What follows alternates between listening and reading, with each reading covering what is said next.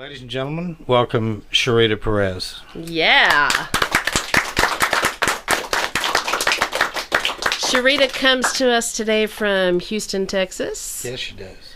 It's about as hot here as it is there, I think. Definitely. But you know, Helen, remember her mom and her came by and visited us not too long ago. I think it was a Sunday afternoon, and they spent a couple hours, and we got to know this lady and made me want to do this. I know. And she brought her bass player with her, Teo. Quite a guy, too. I don't know your last name.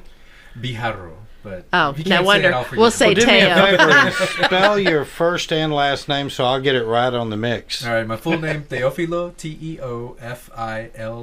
Last name, Bijarro, Bijarro. And where is that native? It's a Mexican-American name. Mexican-American. Or, Spanish. Okay. That means one who loves God. The English version of it would be Theophilus. Very cool. I'll be darned. Sherita, when we were together before, you told me a lot about your growing up, but I want you to share that with our audience. Okay. Tell us where you were born and raised, and kind of your first 20 years. I was born and raised in Texas City, Texas, and raised near Texas City in Leak City, and I grew up there. Then I left for New York City and stayed for about 8 years and came back. That's it in a nutshell. Since I've been back in Houston, this is my 4th year back. Now, did you go there to play music? Yes, I actually wanted to go to Berklee School of Music, so that's in Boston, and I thought if I don't get in, I'll stay in New York. But I got in, and I received a small scholarship, but the vibe was wrong for me. I just knew I shouldn't be there, and I don't know how to explain that because I was taught to go to college. It's really important to go to college, so I did my best to do that, but I just knew it wasn't for me, so I left as soon as possible and continued to play in New York City. And then I came what back. Brought you back to Texas? I just knew it was time to come back. Players aren't the same in New York. It's a jazz town. And I had some success, but it just, I knew whatever I needed to do next was going to be in Texas. I wanted to go back to my roots. Since I have like strong Gulf Coast roots and the sound, no matter what I play, there's always Gulf Coast in it. So I knew I had to come back. You and I know a lot of the same people. Helen, I mean, gosh, I think all her buddies in Houston have played in here just about, you know. Yeah. That's pretty cool. Yeah. So it's just cool to have you back in here. I can't wait till we get to your song set and everything like that. But let's talk about when you got back to Houston. What happened then? Wow. I had 2 bands going simultaneously. I was just trying to do as much as I could to get as much, I wouldn't say recognition, but just get in there, get into the scene, because I had been gone pretty much my whole adult life. So I was a stranger. So I had to just do as much as I could. So the bands were Little Spear and Fear the Poet. So I worked with both of them. And Little Spear was with Rhonda Roberts. Rhonda Roberts, who's played here before. Yeah. Played the ukulele quite well, if I remember that night. She's really good. She's got that salty, sexy type voice, too, which is a lot of fun. Yeah. How's she doing? She's good. She moved to Austin, and I think she's recovering. She broke her hand or a bone in her hand. Oh, no. So she's been taking time, I think, to get back her ukulele skills. But if I know Rhonda, it's not going to stop her. She's been playing the same instrument since she was a kid. Yeah. Well, you had mentioned to me earlier that you wrote your first song when you were 5 years old. Yeah, it was some song about friendship with my cousin on a swing set, and I don't know how. It just came. Nobody told me about writing songs. I didn't even know what it was. I just did it. I just made up a song, lyrics and melody. And have you been doing that pretty much all your life? Pretty much. There was a gap, I'd say, probably between then and 12, and then I picked it back up, and the writing was unique nonetheless for a 12-year-old. 12-year-old should not be writing what I was writing at 12. But everything, it was almost like I was always given. You were the vessel. Yeah, but that's kind of what it seems like at this point. So I think most songwriters feel like they receive the songs, not create them. Yeah, pretty much. You know, it's a lot harder to try to write a song than to just let it be given. But I think that what I've learned, and people like Ken Gaines have told me, and I believe it, that if you really want to be a good songwriter, you write even when you don't want to write. You write every day, all the time, and then even if you don't keep it, even if you don't use it. I agree. So I've been learning how to write in a different style lately. So writing for, I'm hunting Don't Mess with Texas. Y'all heard the song earlier, and you'll hear it again here. Just sitting down and writing on content and actually making a good song out of that. And that feels really good. It's like I just, in Super Mario's ate the big, blinky star. So when did you find Teo? Teo found me. We found each other at this party. We went to this lady's party, and they had instruments, and I was like, hey, let's play some music. Cause, it's a little mixer for creative people. So I showed up with my drummer friend. I brought my guitar that night, though, not my bass. And we sat down, and she had her guitar too. And we were just entertaining the other people that were there, because there was a lot of artists, visual artists. Said, hey, what's something we can do together? And of course, everybody knows Summertime, so we started playing Summertime together. And then when she started playing, I was like, yeah, I'm going to work with this girl one day. Even though she'd never heard me play, my main instrument. Right. But I was like, one day, so I kept up with her, kind of like, showed up to some of her Fear the Poet gigs, and was just kind of laying in wait. Then one day I get a call. Yay! Now, Sherita, at what point in time did you start playing an instrument? You talked about writing things that were abstract at a young age, but... It was late. I'm not going to specify the age, but it was probably I picked up a guitar. I got my first guitar really maybe about 10 years ago, but I didn't know how to play it, so I would just write songs. And then I went on the first stage after 4 months of playing, and I could barely hold down the strings, but it was the Bitter End and CBGBs in New York City. They loved my songs and my voice, so they let me in. Cool. And and then from then on, it was a struggle to learn, and it took me a long time. And I wasn't really I wouldn't say a player until I came back 4 years ago, and I was like, okay, I finally have a chance to do this, so I'm going to do it. And I finally was able to learn how to become a pretty good rhythm player. I told you earlier, Helen, too, and mentioned to you that we name-drop Ken Gaines a lot, but he does have a lot to do within the music room, too, because he's done a lot of things for us and sent us a lot of people over the last 11 years, 12 years that we've been doing this. Well, Ken is also a mentor to so many people. Yeah, no doubt. And, as the that's songwriting that's who he is. Master. Yeah. And he said, I called him and said, tell me about Sherita Perez.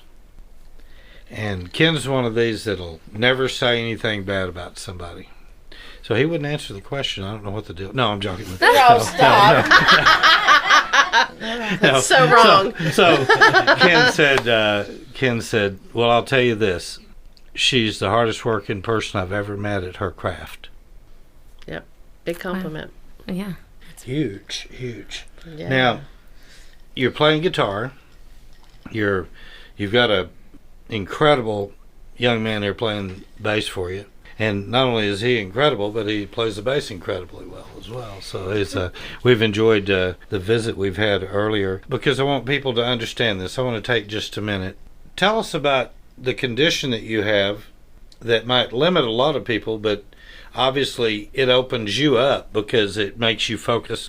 Well, about 10 years ago, I started seeing dark spots in my vision. And 6 months later, I lost all the vision in one eye, and luckily I had a surgery that saved about maybe 15% of vision in the other.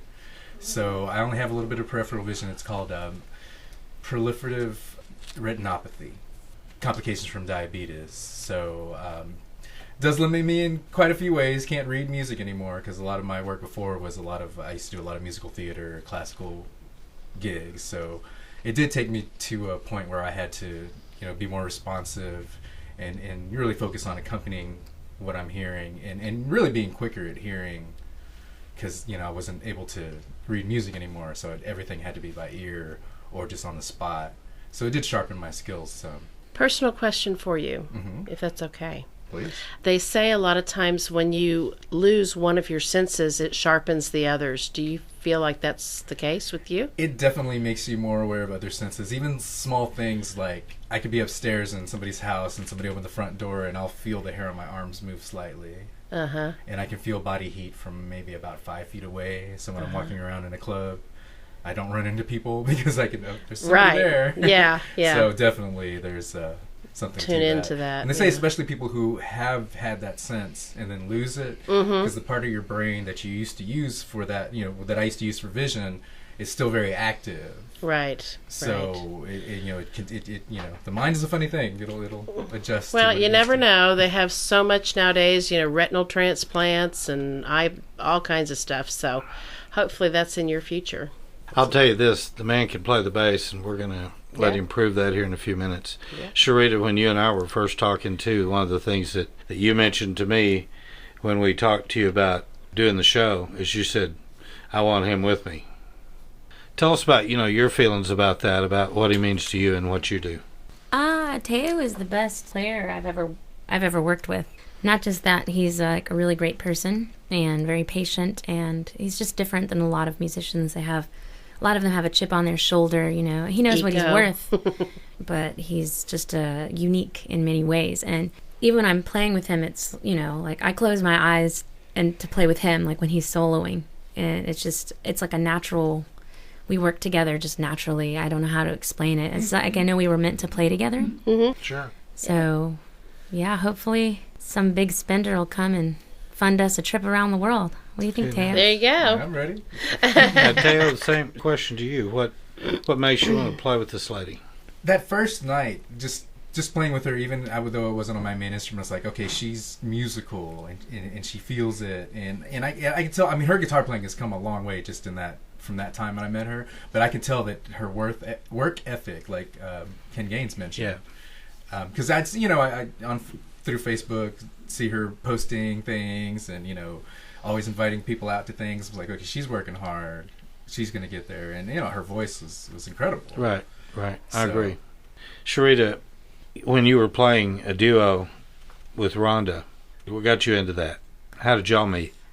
Well, we met out on the gig a couple times. Like she would have a gig or I would have a gig. We lived literally 5 minutes away from each other for a couple years and we didn't even know it. Wow. Yeah, and then there was an invite on Facebook she put out that said, hey, I'm going to Austin to play at this festival, Yucatania. Who wants to go with me? I answered. I said, I want to go. Take me with you.